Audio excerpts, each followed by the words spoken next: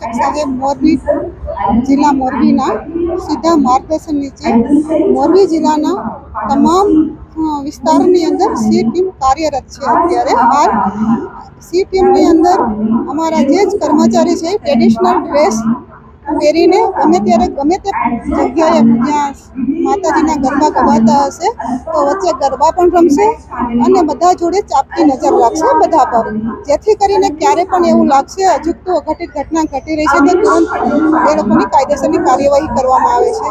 હંમેશાને માટે અમારી પોલીસ તત્પર રહી છે અને તત્પર રહેશે। સી ટીમ નવતા અને દશેરાના દિવસે કાર્યરત છે। મોરબીની અંદર જ્યાં પણ જગ્યાએ એવું લાગશે તો અમારી સી ટીમને હેલ્પ તરત જ મળી રહેશે। બીજું કહેવાનું એ છે કે અમારા પોલીસ અધિક્ષક સાહેબ મોરબી તરફથી તેમજ જિલ્લા પોલીસ તરફથી એક અપીલ કરવામાં આવે છે કે દરેક બહેનો, માતાઓ અને બાળાઓ જે ગરબા રમવા માટે આવે છે અથવા તો ગરબા રમીને ઘરે જાય છે અથવા તો ગરબા જોવા માટે આવે છે તો ત્યાં ભીડભાડવાળા રસ્તાઓમાં પસંદ કરે, ગ્રુપમાં આવે, જવા માટે પણ ગ્રુપમાં જાય।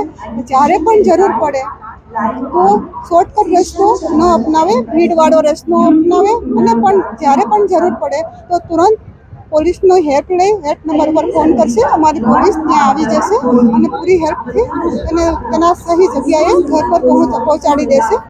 મોરબી જિલ્લાના એસપી શ્રી રાહુલ ત્રિપાઠી સાહેબની સૂચનાથી મોરબી સી ટીમ 9 જેટલી સી ટીમ તૈયાર છે અત્યારે, અને મહિલાઓ જે રાસ ગરબા રમતી હોય તેમની સુરક્ષા માટે મહિલાઓની ટીમ કોન્સ્ટેબલ, જમાદાર જેઓ પ્રાઇવેટ ડ્રેસમાં તેમજ પોતાના ડ્રેસમાં હાજર છે। 15 જેટલા લેડીઝ અને 3 અધિકારી છે જેઓ મહિલાની સુરક્ષા માટે હાજર છે। અને દરેક ગરબીમાં અલગ અલગ ટીમો, 9 જેટલી ટીમો છે, દરેક ગરબીમાં અલગ અલગ જગ્યાએ ફરશે અને મહિલાઓની સુરક્ષા કરશે।